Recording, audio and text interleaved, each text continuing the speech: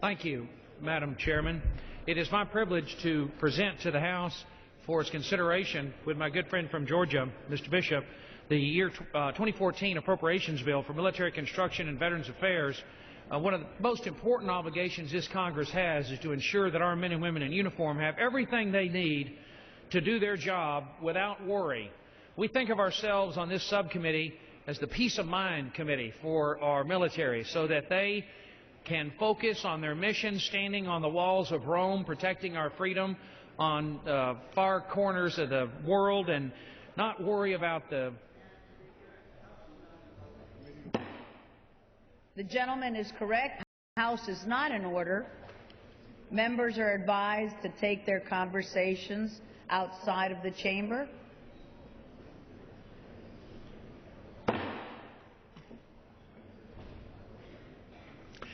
The House is not in order.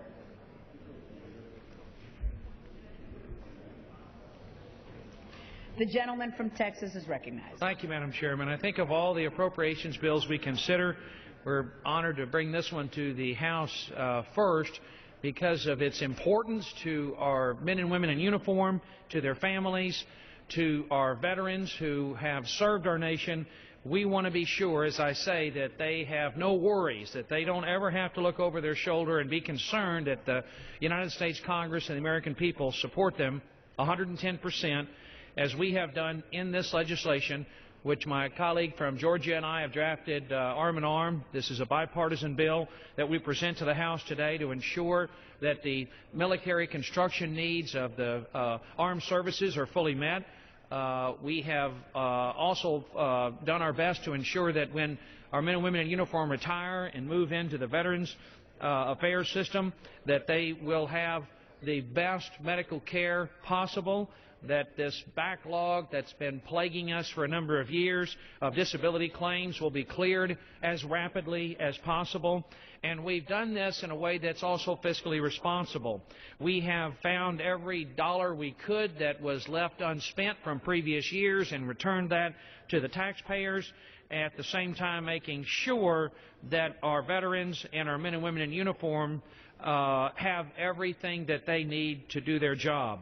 Our committee has also been very committed to ensuring that their families are taken care of, that their Defense Department schools on bases are the best that they can, the best condition they can be, that they've got, I know all of us as parents are concerned about the quality of our kids' education. And the last thing, that a man or woman who's overseas, who's deployed at a base in the United States, has, we don't want them to worry about the caliber of the school that their children are attending. So we've also placed emphasis on the ability of our military-based commanders to contract with the state in which they're located to set up charter schools at their military bases if the base happens to be located in an area where the local schools can't provide the quality that they need. Now, we have in this appropriations bill, as I say, fully funded the Veterans Affairs, Department of Veterans Affairs. Some of this money is advance appropriated. So while we've got a total funding level in this bill for 2014 of $73.3 billion, that's $1.4 billion more than last year, and we provide an additional $2.1 billion more than last year for the Department of Veterans Affairs. But of that increase, $1.9 billion was provided as an advance appropriation from previous years. The Congress began several years ago to appropriate funding in advance for our Veterans Affairs Department, of course, to ensure that because of the uncertainty and unpredictability of the appropriation cycle, again, we want our men and women in uniform and our veterans to have absolute peace of mind and no worries as they serve our country or as they move into retirement in the Veterans Affairs, in the Veterans Hospital system. So we advance appropriate some of this money. Any reductions that we made in this bill, again, were done to make sure that we're doing our part to control spending at a time of record debt and deficit, which is top of as fiscal conservatives. We want to ensure that we have done everything in our power to reduce the debt to reduce the burden that is passed on to our children and grandchildren. So we have not provided funding in the bill for 10 military construction projects that the committee believed it lacked sufficient justification, and we funded only what the Department of Defense expects to spend in fiscal year 2014 for 6 military construction projects.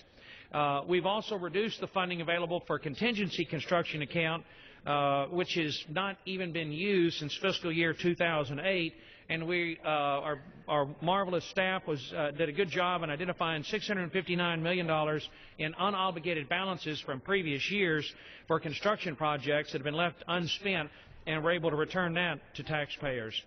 Now, we have also reduced the Department of Veteran Affairs requests for funding in a program where they substantially overestimated their projections. Now, there's in the scope of this committee's jurisdiction, we also include military memorials and cemeteries. We've made sure that those are fully funded and that our memorials and cemeteries here in the United States and around the world are going to be well tended, and that veterans, no matter where they may be in the United States, will be able to get the health care and benefits that they have earned by their service to this country. We did everything we could in this bill to ensure that our men and women in uniform are taken care of, that our veterans are taken care of, but we are very concerned about the backlog and the disability claims that the VA has accumulated. The VA has promised us that they would have the backlog cleared up by the year 2015, so the bill contains very strong language that holds the VA to account, ensuring that they will give the committee and the Congress detailed accounts and reports to ensure that they target. Mr. Kingston of Georgia is going to offer an amendment later, which I intend to accept, to help ensure that the VA holds themselves to the standard that they have set for themselves to reduce the backlog.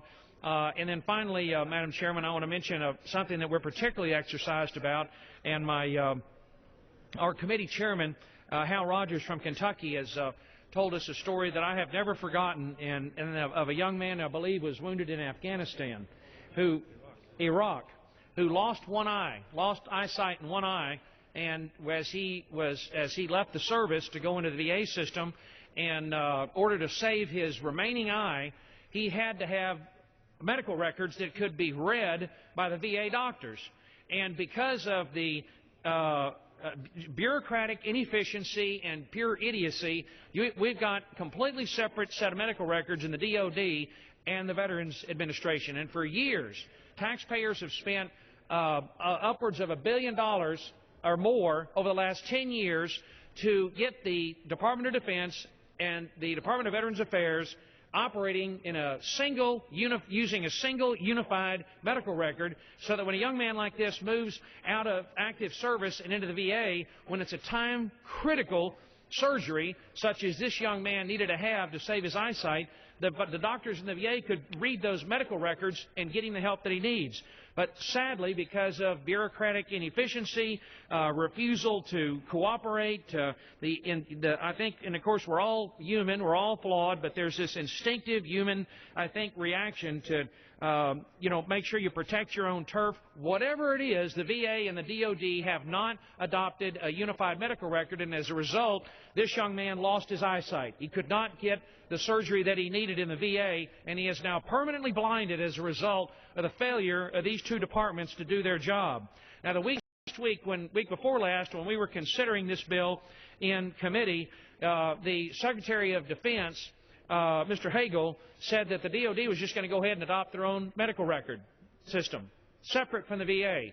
Now, this is just unacceptable, and I ask all my colleagues in Congress to work with Mr. Bishop and I, to work with Chairman Rogers, Ranking Member Lowy, with the members of the Veterans Affairs Committee, the members of the Armed Services Authorizing Committee, and the members of the Defense Appropriations Subcommittee, so that we develop identical, parallel language that compels the Department of Defense and the Department of Veterans Affairs to come up with a single, integrated, unified medical record, so that no one will ever suffer the fate that this young man did, who is now permanently blinded because of bureaucratic inefficiency. It's unacceptable. The Congress won't stand for it any longer, and we've got strong language in this bill, and we'll continue to work to strengthen it to ensure that these men and women, as they move from their days of uniform service to the country into the VA, that it is seamless, that it is easy, that they can get their disability claims handled in a timely and efficient manner, and that they can get their medical records read quickly and efficiently by the doctors in the VA system who do such a good job. We deeply appreciate our extraordinary staff working together with my good friend from Georgia, Mr. Bishop, in a truly bipartisan way. I'm proud to present to the House, Madam Chairman, the 2014 Military Construction and VA Appropriations Bill for approval by the House, a bill that is fiscally conservative and responsible, yet fully funds and takes care of our men and women in uniform and our veterans in the way that they deserve, because our men and women who have fought so valiantly for this country deserve nothing less than the very best of the United States Congress, and we've done that for them in this bill today. And I reserve the balance of my time. The gentleman reserves. The gentleman from Georgia is recognized.